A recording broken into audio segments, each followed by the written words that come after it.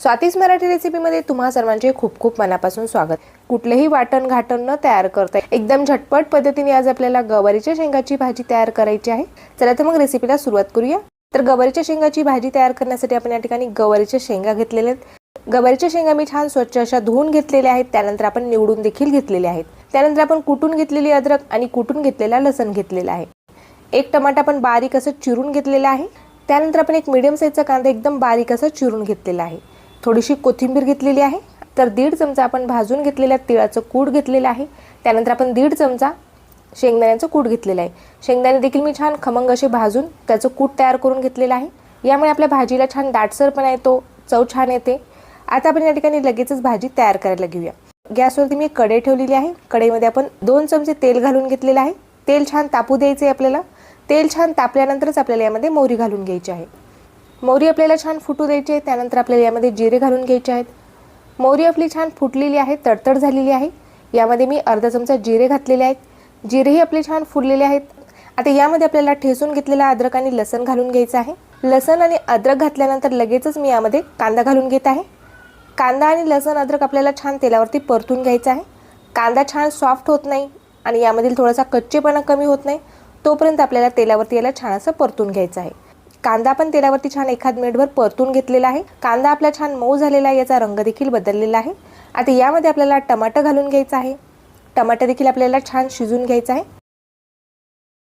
टमाटर लवकर शिजण्यासाठी यामध्ये मी मीठ घातलेलं आहे। आता यामध्ये आपल्याला काही मसाले घालून घ्यायचे आहेत। अर्धा चमचा आपल्याला यामध्ये लाल तिखट घालून घ्यायचं आहे। अर्धा चमचा आपण यामध्ये कांदा लसूण मसाला घातलेला आहे आणि पाव चमचा आपण यामध्ये गरम मसाला घालून घेतलेला आहे। पाव चमचा आपण या ठिकाणी हळद घातलेली आहे। आता हे मसाले आपल्याला छान तेल सुटेपर्यंत परतून घ्यायचे आहेत। आता टमाटर छान शिजण्यासाठी यावरती आपण झाकण ठेवून देऊया। टमाटर आपल्याला एकदम छान मऊ असं शिजून घ्यायचं आहे। अर्धा ते 1 मिनिटासाठी मी यावरती झाकण ठेवलं होतं। टमाटर आपलं छान असं शिजलेलं आहे। बघू शकता तुम्ही टमाटर पूर्णपणे गाळ झालेला आहे। जोपर्यंत या मसाल्यामधून छान तेल सुटत नाही तोपर्यंत आपल्याला हे मसाले छान असे परतून घ्यायचे आहेत। तर मसाल्यामधून आता तेल सुटत आहे। भाजीचा मसाला तुम्ही जर छान परतून घेतला तर भाजीला चव छान येते। आता यामध्ये मी बारीक चिरून घेतलेली कोथिंबीर घालून घेत आहे।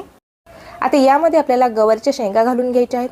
आता गवारीच्या शेंगा आपल्याला मसाल्यामध्ये 2 ते 3 मिनिट छान अशा परतून घ्यायच्या आहेत। सुरुवातीला आपण शेंगा भाजून घेतलेल्या नाहीयेत, मसाल्यावरतीच आपल्याला या शेंगा छान अशा परतून घ्यायच्या आहेत। तर 2 मिनिट मी शेंगाला छान असं परतून घेतलेलं आहे। शेंगाचा रंग बदललेला आहे। शेंगा आपल्या छान मऊ झालेल्या आहेत। मसाला अजिबात बुडाशी चिटकत नाही किंवा अजिबात बुडाशी लागत देखील नाही। आता यामध्ये आपल्याला शेंगदाण्याचं कूट आणि तिळाचं कूट घालून घ्यायचं आहे। परत आपण भाजीला छान असं मिक्स करून घेतलेलं आहे। मीठ आपण सुरुवातीला घातलेले, त्यामुळे आता मीठ घालण्याची आपल्याला गरज नाही आहे। आता गवारीच्या शेंगा शिजण्यासाठी यामध्ये आपल्याला अर्धा ते 1 ग्लास पाणी घालायचं आहे। भाजी आपल्याला छान अशी मिक्स करून घ्यायची आहे आणि यावरती झाकण ठेवून आपल्याला 4 ते 5 मिनिट शिजवून घ्यायचं आहे। 4 ते 5 मिनिट झालेले आहेत। झाकण मी उघडून घेतलेलं आहे आणि भाजी बघू शकता तुम्ही एकदम छान चमचमीत आणि झणझणीत अशी तयार झालेली आहे।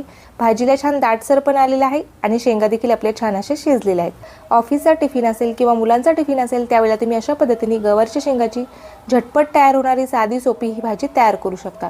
चवीला अप्रतिम लागते। तुम्हाला आजची ही रेसिपी कशी वाटली ते मला कमेंट करून नक्कीच कळवा। व्हिडिओ जर आवडला असेल तर व्हिडिओला लाईक करायला विसरू नका। अशाच नवीन रेसिपी बघण्यासाठी चॅनल आणखी सबस्क्राईब केलं नसेल तर लगेचच चॅनलला सबस्क्राईब करून घ्या।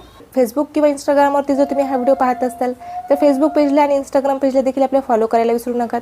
भेटूया तशाच एखाद्या छानशा आणि नवीन रेसिपीसोबत। तोपर्यंत धन्यवाद।